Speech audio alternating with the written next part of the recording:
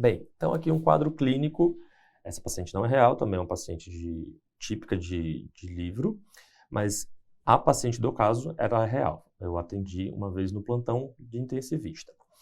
Era uma mulher de 64 anos, já com passado de Hashimoto. Normalmente eles têm esse histórico de hipotireoidismo prévio, com obesidade e hipertensão, internada por erisipela. E vejam que ela tinha um tratamento irregular, tá? Assumido pela família. Ela não conseguia fazer nenhuma referência.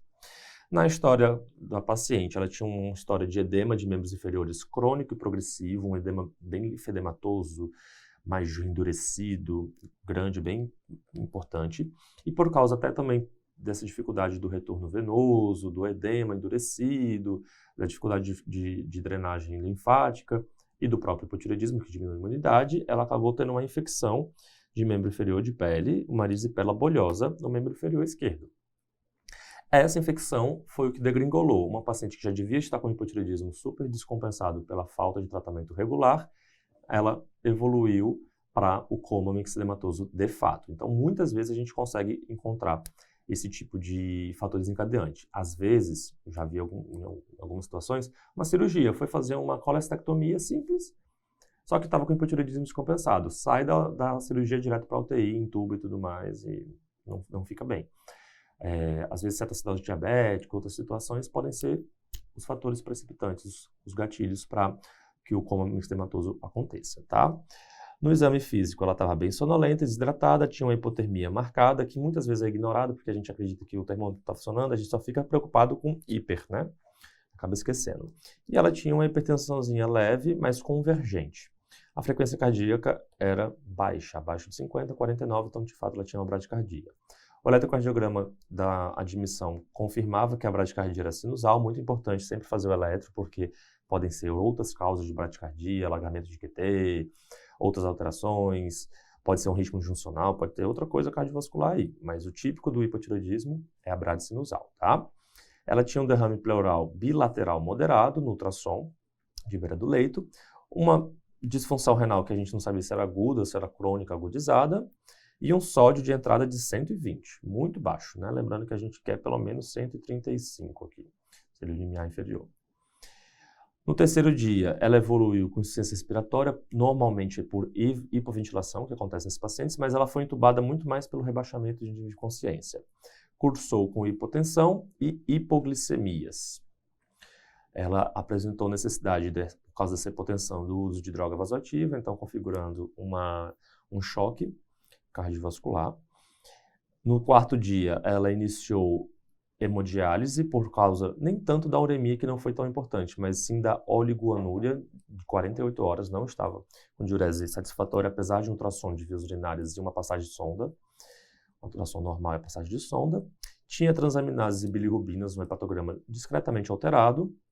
Teve um episódio de convulsão tônico-clônica generalizada, que ficou atribuída provavelmente ou a hipoglicemia ou a hiponatremia aguda, e precisava de doses em ascensão de noradrenalina, droga vasoativa. No quinto dia, foi uma quinta-feira, que foi o meu plantão. Cheguei lá, olhei, vi a história, bati o olho e falei, isso é um coma mixedematoso. Nem dosei os hormônios tireoidianos, porque fechando o quadro clínico clássico, um paciente altamente sugestivo dessa forma, a gente já começa o tratamento, dosa e espera chegar depois, tá?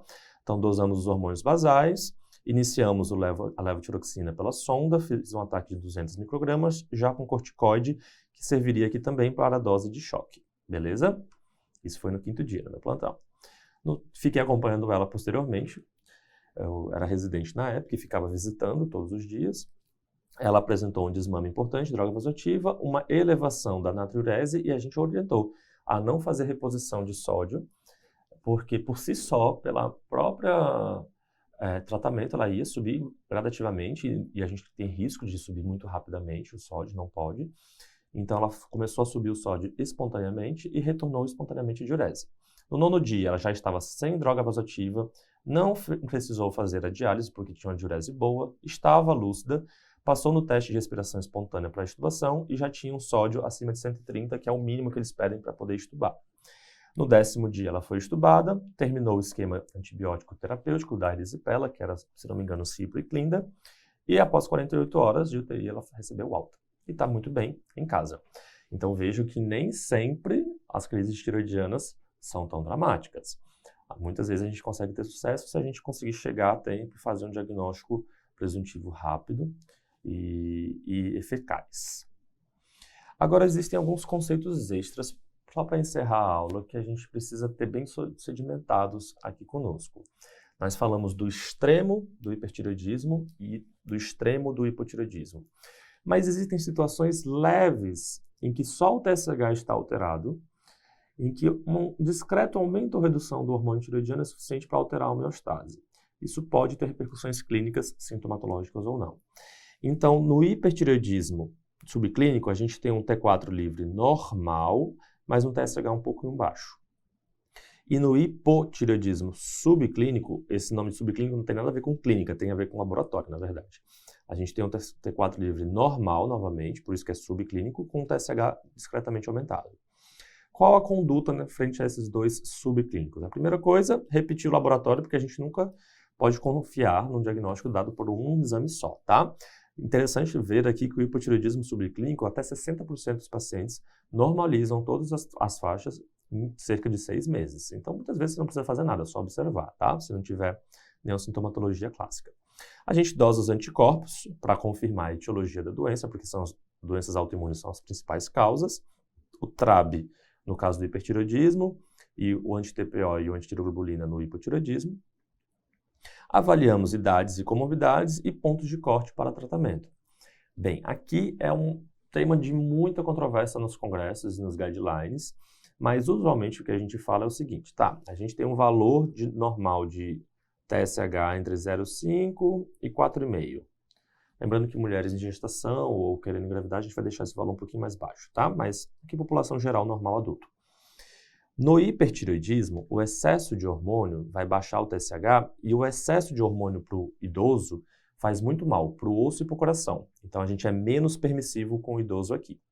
No hipertireoidismo, até 10 normalmente, a falta de hormônio tireoidiano pode ser até uma manifestação, do ponto de vista evolutivo, benéfica para diminuir o gasto energético.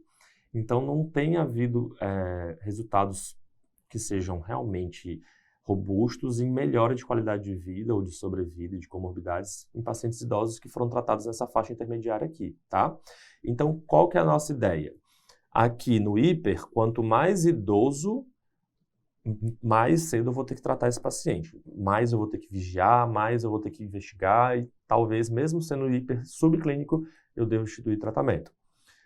Mas no idoso, o hipotireoidismo, a gente é muito mais permissivo, muito mais paciente, tá certo?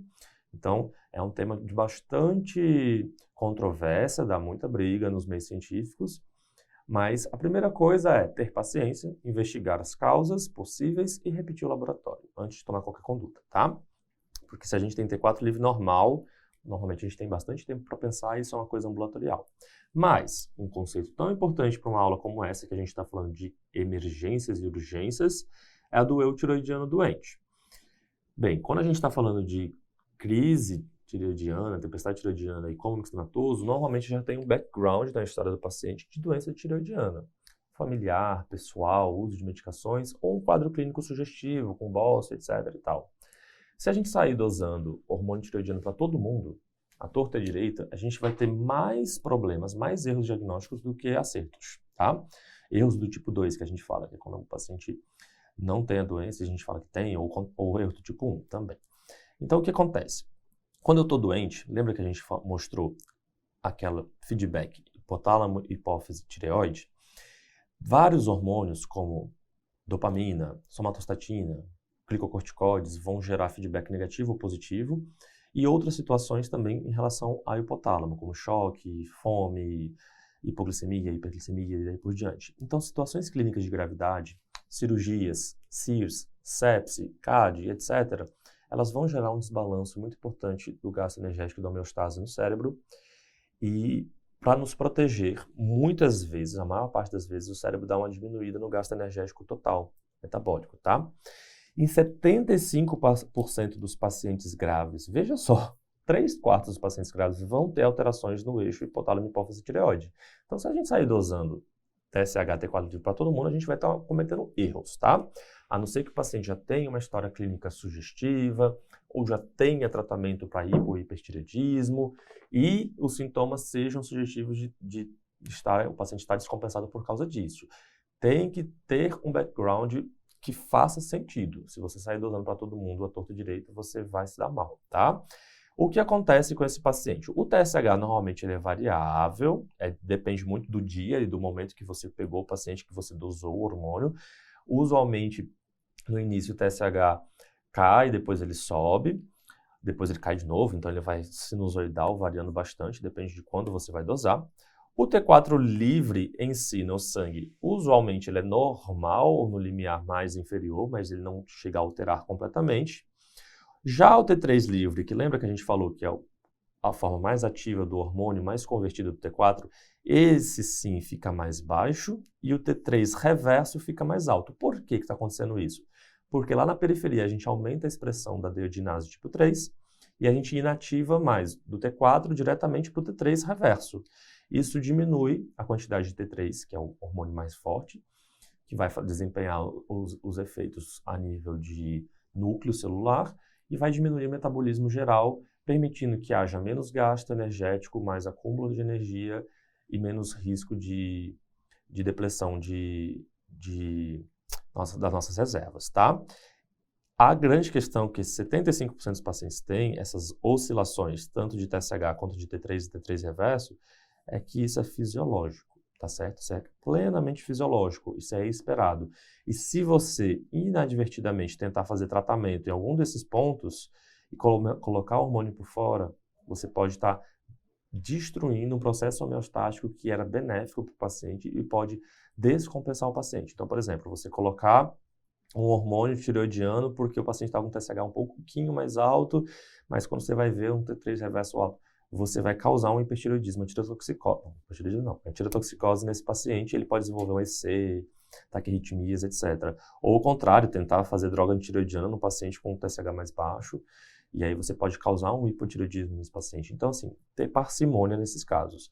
A gente vai dosar a função tireoidiana quando fizer sentido dosar essa função tireoidiana. Se eu tenho alta suspeição de coma eczematoso ou tempestade tireoidiana, ou se eu tenho história de doença tireoidiana prévia, muito sugestiva, tá certo? Não é para todo mundo, porque senão a gente vai cometer muito erro, beleza? Bem, eu fico por aqui. Eu espero que a gente tenha conseguido ter uma conversa agradável, que vocês tenham conseguido entender os pontos principais dessas duas entidades nosológicas. Não era o nosso objetivo extinguir o conhecimento sobre tireoide. Tireoide é um mundo à parte, é uma glândula muito linda que possui muitas funções, mas eu acho que o principal é a gente ter os pontos na cabeça de como que eu vou manejar um paciente grave que tenha tanto o hipertireoidismo descompensado quanto o hipotireoidismo. E ver que se a gente conseguir fazer o beabá direitinho, dá tudo certo, até chegar alguém que possa nos ajudar. Beleza? Fico com vocês até a próxima. Tchau, tchau.